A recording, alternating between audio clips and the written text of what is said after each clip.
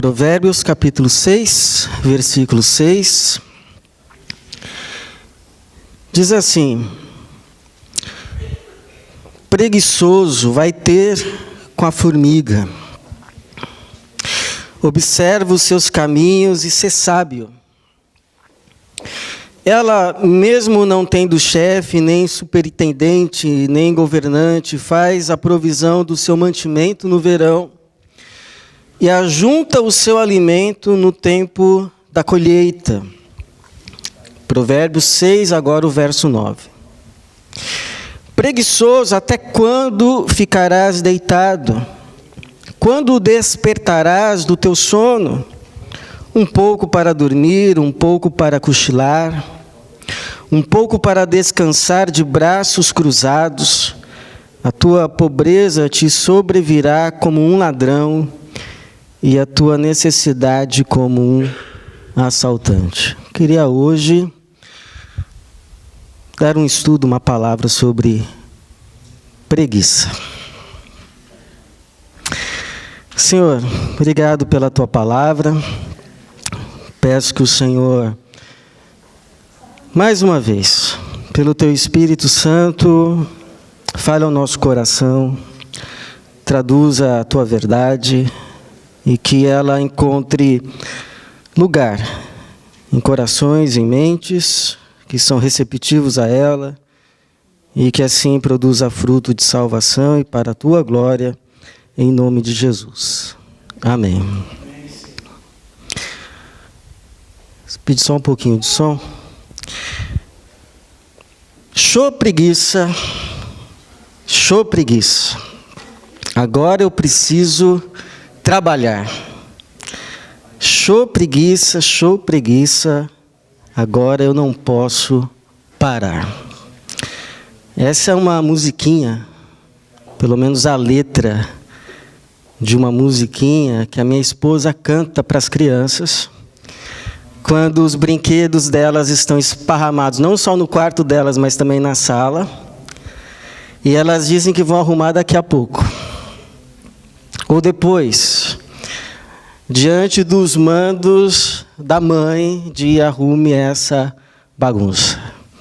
Então a minha esposa diz que é para arrumar, e elas sempre dizem que é daqui a pouco que elas vão arrumar. Eu pergunto a você se você se identifica com essa musiquinha.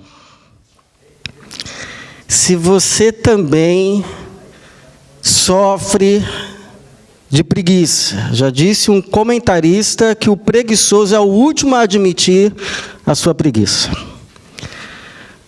Mas é claro que eu não estou me referindo, quando falo de preguiça, aquele dia ruim que todos nós um dia podemos ter na vida. Alguns com mais frequência, outros menos, não é? Mas todo mundo pode ter aquele dia de indisposição. Aquele dia que por mais que você tente, as coisas não vão. E em alguns casos são algumas debilidades físicas, psíquicas, emocionais. Dias que nós passamos por muito estresse, que a gente se desgasta. Vai ter uma hora que o corpo vai cobrar. E mesmo que você tente, a coisa não vai. É um dia chamado dia de... A gente está indisposto. Um dia de indisposição. Também não estou me referindo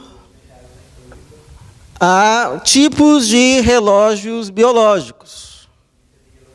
Então, por exemplo, eu já ouvi uma reportagem de uma mãe pedindo perdão ao seu filho por tê-lo chamado de preguiçoso, porque o menino não funcionava bem pelas manhãs.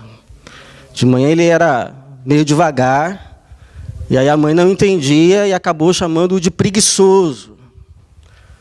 Mas depois foi descoberto que, na verdade, era uma questão de relógio biológico.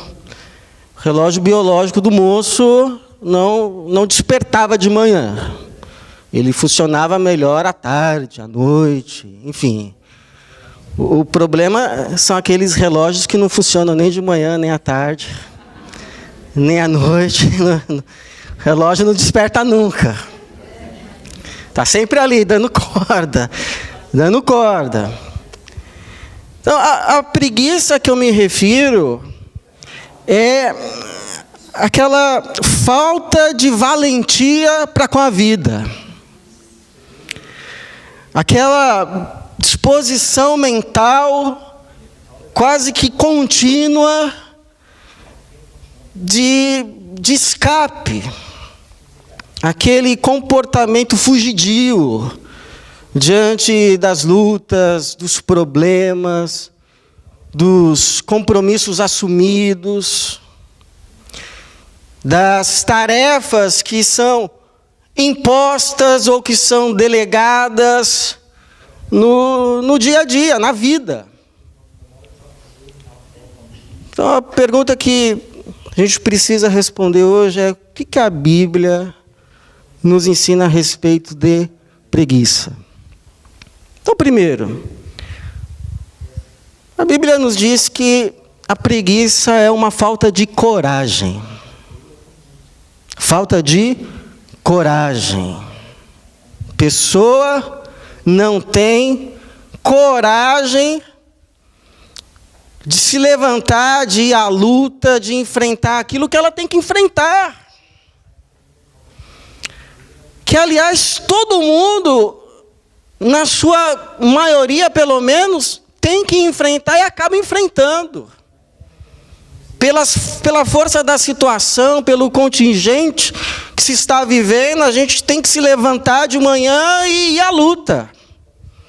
Nem sempre dá vontade, nem sempre a gente se sente disposto, nem sempre a gente se sente encorajado. Às vezes a gente vai para o dia com frio na barriga, com medo do que está para frente, mas a gente vai. E essa falta de coragem a Bíblia chama também de preguiça. Uma preguiça que pode se manifestar pelo menos de duas formas. Uma na famosa procrastinação. Aquele hábito que se apega e que nos faz sempre deixar para amanhã ou para daqui a pouco o que a gente deveria fazer agora. Fazer hoje. A gente vai deixando para amanhã, para amanhã, para amanhã. Daqui a pouco chega o dia e aí vira aquele desespero, aquele estresse. E estresse, para quem deixou para a última hora, e estresse para quem depende desse que deixou para a última hora. O famoso deixar tudo para o último momento. É por isso que o sábio está falando a respeito da formiga. Porque a formiga, ela trabalha na hora certa. Ela trabalha no kairós. Ela não deixa para o inverno aquilo que o papai do céu já disse para ela que ela só vai encontrar no verão. As folhinhas. Então, gerações e gerações de formigas foram disciplinadas e aprenderam que se não aproveitar o verão agora para colher as folhinhas, no inverno não vão achar. Tem que aproveitar o kairós, ou seja, o tempo oportuno. Agora, essa falta de coragem que a Bíblia diz também se manifesta não só não ir deixando passar as oportunidades de tempo, que são bênção. São kairós que descem do céu, da parte de Deus, e que nos dizem assim: olha, o tempo para você se desincumbir dessa responsabilidade é agora. Liga logo. Faz logo. Aproveita. Esse é o tempo. Então não é só esse adiamento de responsabilidades e perda de oportunidades, Mas pode ser também assim, um se ocupar de uma série de outras coisas urgentes, mas que na verdade não são prioritárias. É se ocupar com um monte de coisa que na verdade você não precisaria estar fazendo, justamente para você não ter que se ocupar com aquela que você deveria estar fazendo. É uma fuga. E nesse sentido, o preguiçoso não é apenas aquele que faz pouco ou não faz nada, mas aquele que não faz o que tem que fazer. Ele pode ser até uma pessoa que vive correndo, que vive fazendo, mas justamente para se ocupar o suficiente a fim de não ter que encarar aquilo que ele precisa enfrentar. Como, por exemplo, maridos que se enfurnam no trabalho, se enfurnam no escritório, inventam viagens, se mantêm ocupados justamente para não ter que chegar em casa cedo e ter que encarar os problemas do lar. Resolver um problema com o filho, resolver um problema com a esposa, encarar a situação, discutir a relação. Então ele não tem tempo, ele lota a agenda dele, a fim de não sobrar tempo, a fim de fazer o que ele precisa fazer e resolver o que precisa resolver. Por isso que Eclesiastes, capítulo 10, versículo 18, diz assim: o teto desmorona por causa da preguiça. A casa tem goteiras por causa da lerdeza das mãos. O sujeito passa, aí ele vê a goteira, e ele fala: preciso arrumar isso aí. Mas agora não dá, preciso fazer outra coisa. Só que uma hora, e aí vai passando o tempo, né? Só que uma hora o teto cai. Uma hora o teto cai, e é ainda capaz dele ficar bravo com Deus, que deixou o teto cair. Poxa, Senhor, não podia segurar mais um dia, não? Para quê? Para você falar que vai fazer amanhã? Então, deixa cair logo de vez o negócio. Que agora vai ter que parar, vai ter que encarar, e vai ter que fazer, mas vai dar mais trabalho. Por isso que eu costumo dizer que o preguiçoso acaba tendo que trabalhar mais. Porque geralmente ele tem que refazer o que foi feito mal feito. Segundo, a Bíblia nos diz que a preguiça pode ser, ou melhor, ela pode causar pobreza. A preguiça pode causar pobreza. Veja bem, eu não estou dizendo que a preguiça é a causa da pobreza. Jesus, por exemplo, não era homem de grandes recursos. Ele chegou a dizer: o filho do homem não tem onde reclinar a cabeça. Você está querendo aí me seguir, meu amigo? Você está pensando em ter ganho comigo? O filho do homem não tem onde reclinar a cabeça. Mas ao mesmo tempo disse: o pai trabalha até agora e eu também. O pai trabalha até agora e eu também. Então a Bíblia diz que a pobreza ela pode ser causada por pelo menos 3 fatores. Um fator que causa pobreza é a calamidade, tragédia, o revés inesperado que acontece de repente. A pessoa não esperava. A pessoa, de repente, se dá diante de um infortúnio, fora do seu controle, que lhe coloca numa situação de dependência, de ausência de recursos necessários, de pobreza. Por exemplo, o caso do Jó.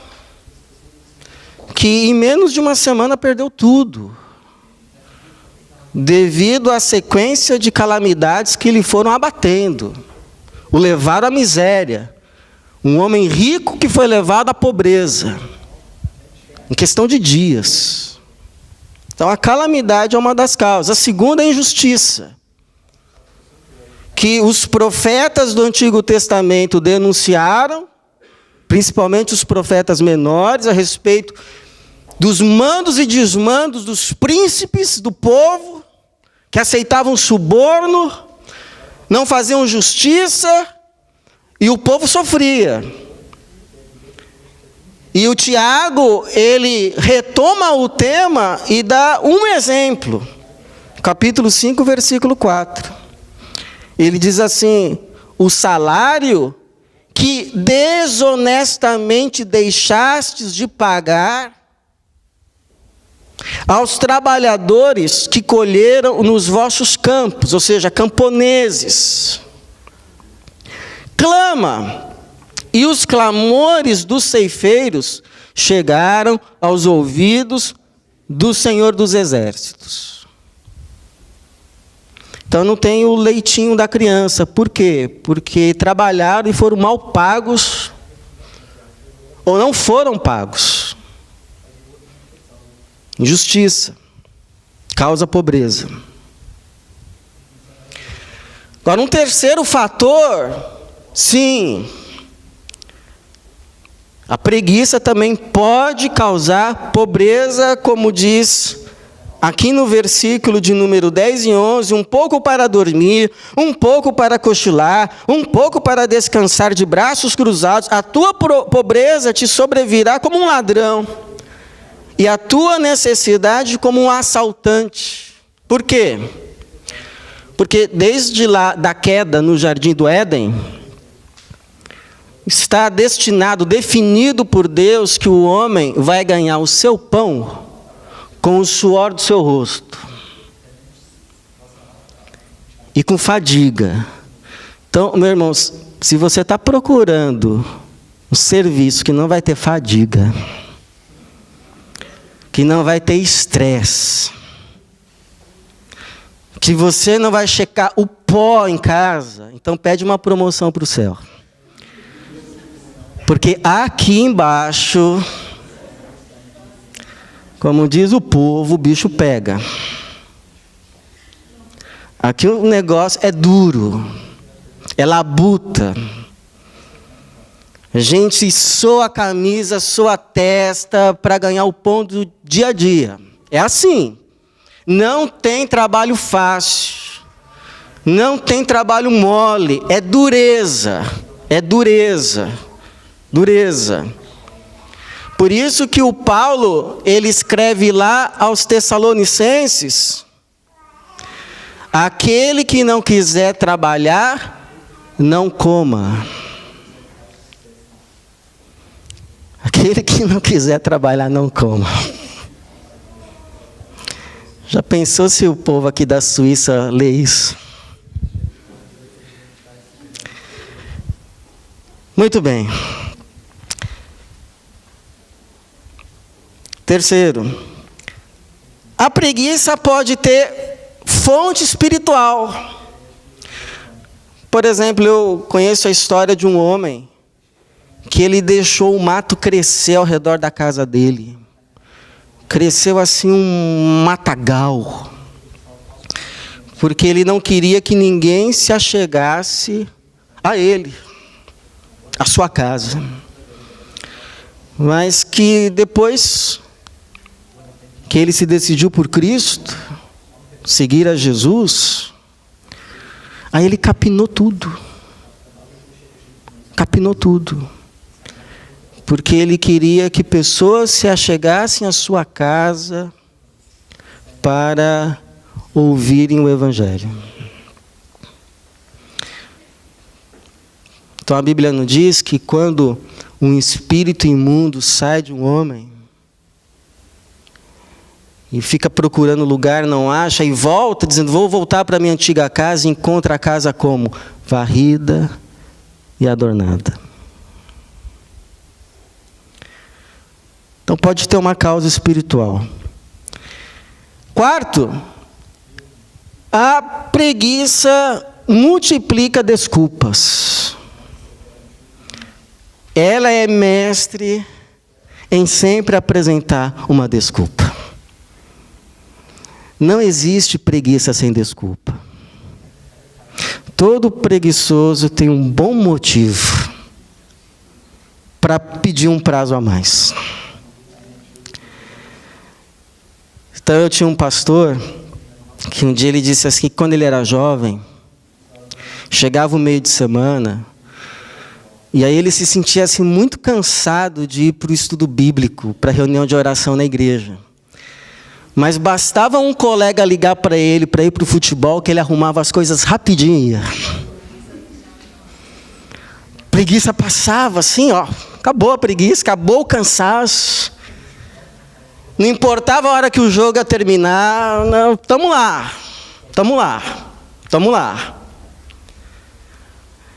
Então, nada contra. Mas é o que se diz, não é? Quando a gente quer, a gente dá um jeito. Quando a gente não quer, a gente dá uma desculpa.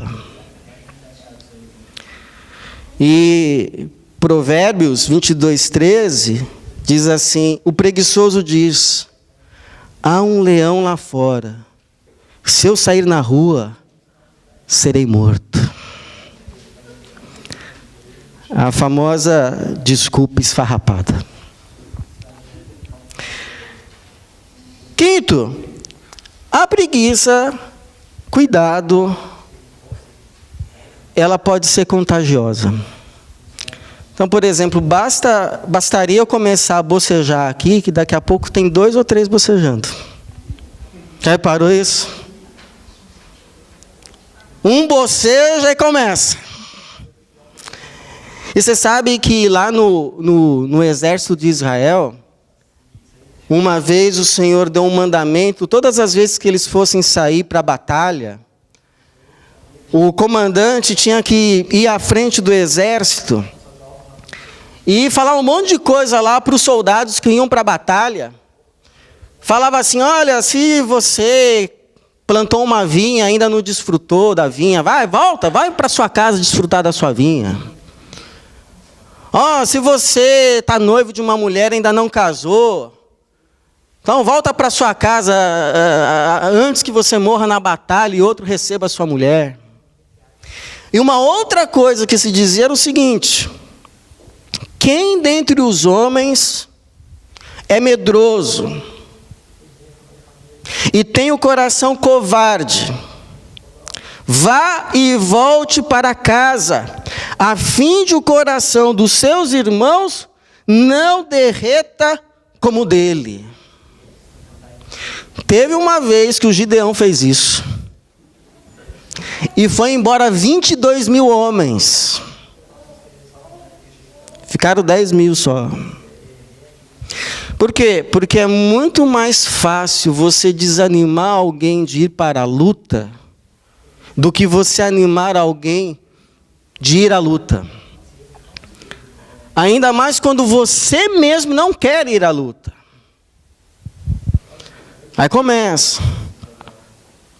Esse negócio vai dar certo? Esse pessoal tá doido. Eu não vou nisso não. Você vai? Ou então, precisa ser hoje. Precisa ser amanhã. Precisa ser esse mês. Não dá para esperar passar o Natal, passar as festas, começar o novo ano. E aí daqui a pouco tem coro com você. E finalmente, sexto, irmãos, a preguiça pode ser vencida. Porque você sabe que há uma diferença, ainda que tênue, entre preguiça e desânimo. Existe uma diferença entre preguiça e desânimo. Então, por exemplo, você pode estar desanimado em relação a alguma coisa, de fazer alguma coisa, não necessariamente porque você está com preguiça. Você pode estar desanimado para com algo porque você já não vê mais sentido. Você se sente como aquele personagem da mitologia grega que pega aquela pedra e fica levando a pedra até o alto da montanha, só para quando chegar lá no alto da montanha e colocar a pedra lá, a ver rolando de novo lá para baixo.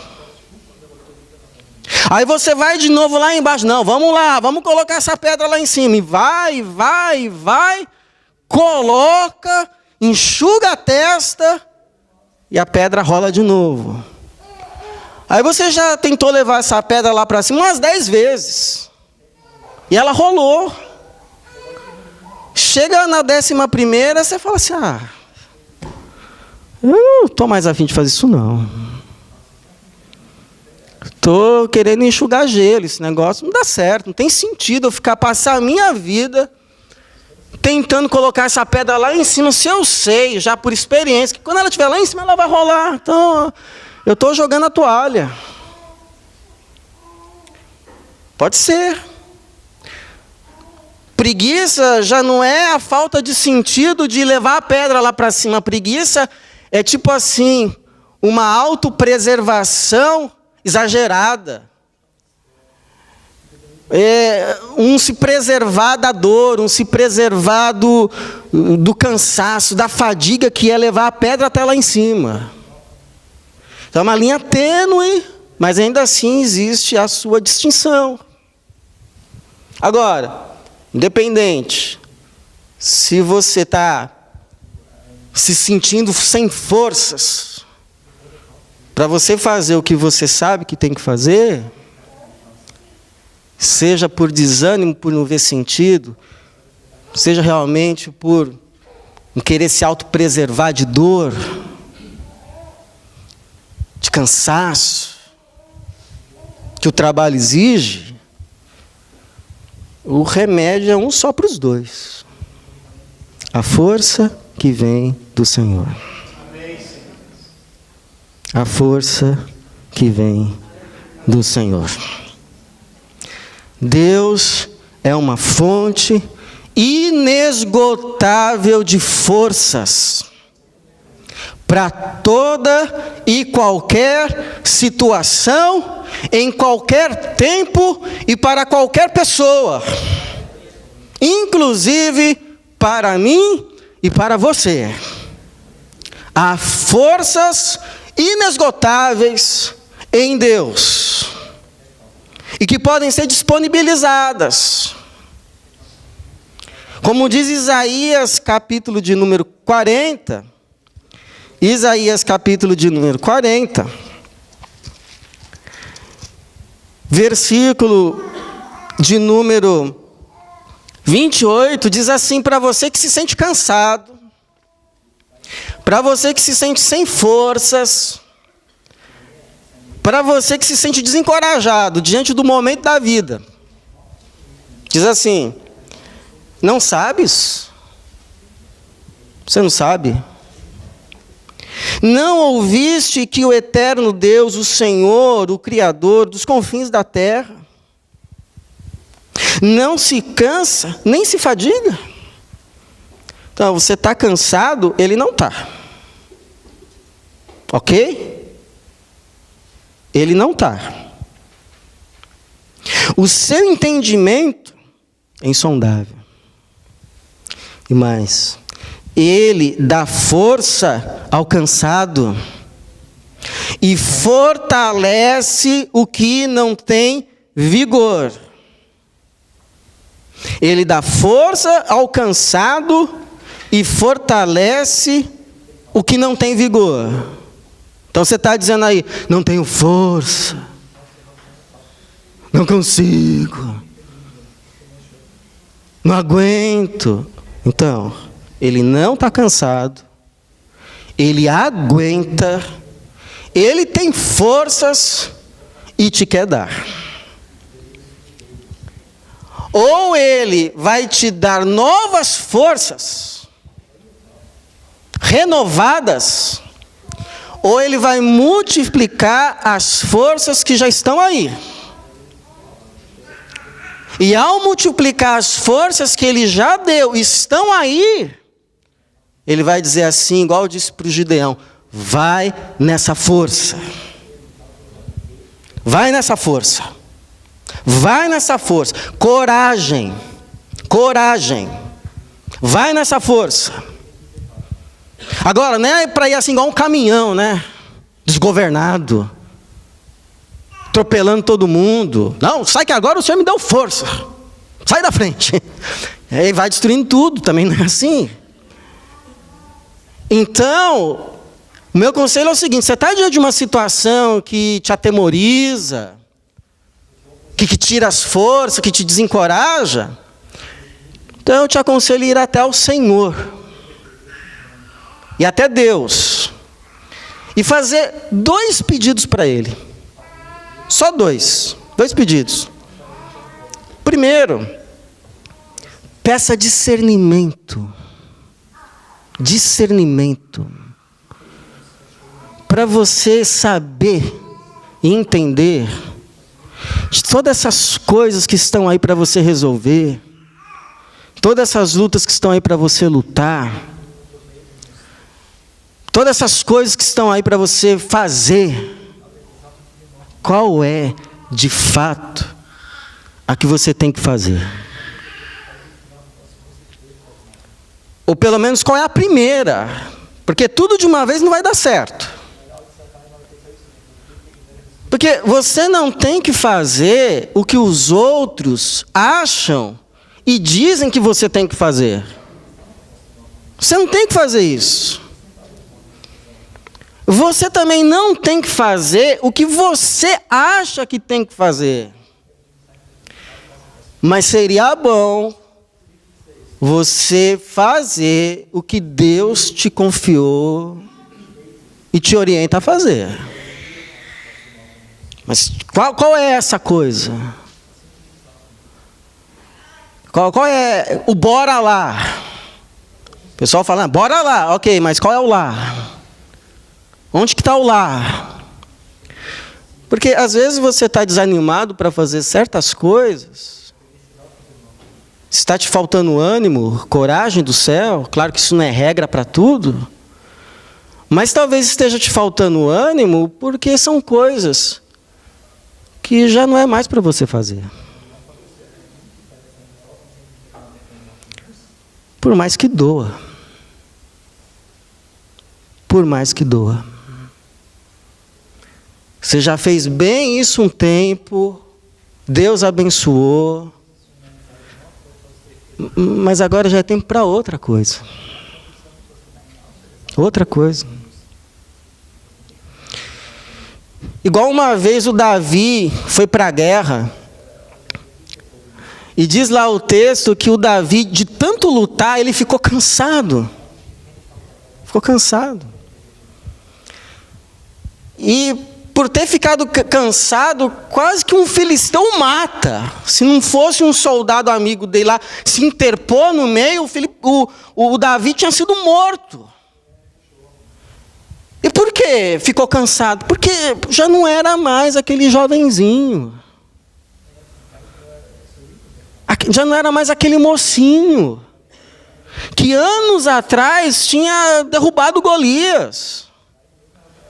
Já não era mais aquele garotão que ia para as lutas, aí voltava, as moças, ai, Davi, Davi. Saul matou 1000, cantando, né? O Davi 10.000. Não era mais aquele garotão. Cansou no meio. Quase que foi morto. Aí, às vezes, você precisa ter alguém que te chega e te fale isso. O que falaram para o Davi. Soldados do Davi chegaram para ele e disseram o seguinte: olha, essa foi a última vez que você saiu para a batalha conosco. Foi a última vez. Para que não se apague a lâmpada de Israel. Então não é que estavam falando assim para ele: olha, Davi, está na hora de você pendurar a chuteira. Não é isso. O que estavam falando para ele é o seguinte: olha, Está na hora de você assumir outra posição, onde você vai continuar sendo útil. Foi uma forma assim educada de falar, porque aqui você já está atrapalhando. Então, e foi isso, a posição do Davi agora, para o bem do reino, era outra. Então, não é deixar uma coisa para não fazer nada, para ter mais tempo para não fazer nada, para ficar de boa na lagoa. Não, é deixar uma coisa para você fazer outra, onde você vai continuar sendo útil. Então, Senhor, me dá discernimento de todas essas coisas que o povo diz que eu tenho que fazer, que eu acho que eu tenho que fazer. Qual de fato eu tenho que fazer? O que o Senhor espera de mim? O que o Senhor está me confiando nesse tempo? Em que eu não vou ser menos útil, mas vou continuar sendo útil. É uma coisa. Para orar. Para orar. Agora, a partir do momento que o Senhor te mostrou, que você entendeu, porque está dizendo aqui que o entendimento dele é insondável, vai ser uma revelação mesmo. Sabe aquela hora assim que a ficha cai? Aquela hora assim, de que tanto você buscar, uma hora a coisa fica clara. Então não é uma coisa assim para você usar desculpa para ficar se desviando de tudo quanto é tarefa. Ah, não, isso aqui não é mais Deus que você quer que eu faça. Não, não é isso. Você vai fazendo até que fica muito claro. Confirmado. Não só pelo seu coração, pela sua mente, mas confirmado por bocas que Deus vai usar. Por um novo chamado, talvez. É uma coisa que você vai ouvir das bocas dos seus soldados. E aí você fala, isso Deus já está falando comigo. Isso Deus já está falando comigo. Então chegou essa resposta. Agora que você sabe, bom, agora o meu caminho é esse, a minha luta é essa. Minha tarefa delegada dos céus para a minha vida aqui na terra é aquela. Então, meu amigo, agora é pedir forças, né? Porque sem mim nada podeis fazer. Senhor, agora que o Senhor me esclareceu o que eu tenho que fazer nessa situação, nessa luta, me concede forças. Me conceda coragem. Me dê ânimo, Senhor. Me dê ânimo. Para que eu não fique aquém, mas que eu possa, com coragem, batalhar as batalhas do Senhor. E Ele vai te dar. Ele vai te dar. Vai delegar, vai derramar. Porque diz assim, versículo 30, os jovens se cansarão e se fatigarão, e os moços cairão, mas os que esperam no Senhor renovarão as suas forças. Subirão com asas como águias, correrão e não se cansarão. Não é só força humana, é força sobrenatural. Andarão e não se fatigarão. Aleluia. Interessante. Força para a batalha, para a luta, não é exclusividade da juventude. Não é exclusividade daqueles que se chamam jovens. Mas é presente e graça para aqueles que esperam no Senhor. Para aqueles que se achegam ao Senhor e dizem, Senhor, me dá forças. Ainda que seja pela última vez. como foi o caso de Sansão. Deus não vai negar forças para quem pedir. Seja quem for. Até eu e você. Independente da situação, do contexto e até da idade.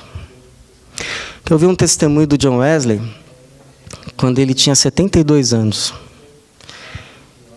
E ele escreveu assim no diário dele. Olha só. Sendo hoje meu aniversário, o primeiro dia do 72º ano, eu estava pensando como posso ter a mesma força que tinha 30 anos atrás. Que minha visão esteja consideravelmente melhor agora e meus nervos mais firmes do que antes. Que eu não tenha nenhuma enfermidade da velhice e não tenha mais aquelas que tive na juventude. A grande causa é o bom prazer de Deus que faz o que lhe agrada. Os meios principais: meu constante levantar às 4 da madrugada por cerca de 50 anos. O fato de geralmente pregar às 5 da manhã, um dos exercícios mais saudáveis do mundo. E dizem os biógrafos que, na verdade, ele pregava 3 vezes ao dia. A primeira, às 5 da manhã. Eu me pergunto de onde que vinha essa força.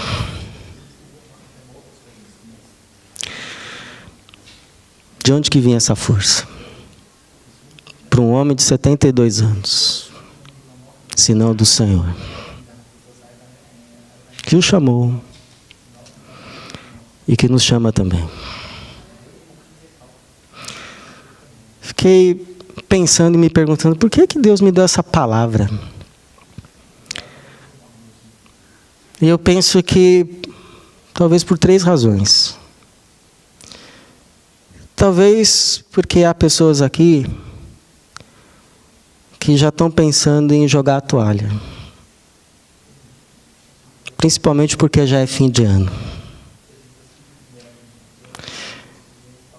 Agora só se lembra que esse negócio de ânimo de ano novo e cansaço de fim de ano também é psicológico. Tem muita coisa ainda para fazer. O ano não acabou. Segundo, porque pode ter gente aqui que está amedrontada diante de lutas que Deus já disse, não temas. Não temas. Eu não só vou te ajudar a fazer, mas eu mesmo vou fazer por meio de você. Vou trazer os recursos, vou trazer as pessoas. Não temas. Não temas. Está entendendo? Não temas. E talvez porque haja pessoas aqui também que Deus está chamando para uma obra. Ou ainda há de chamar.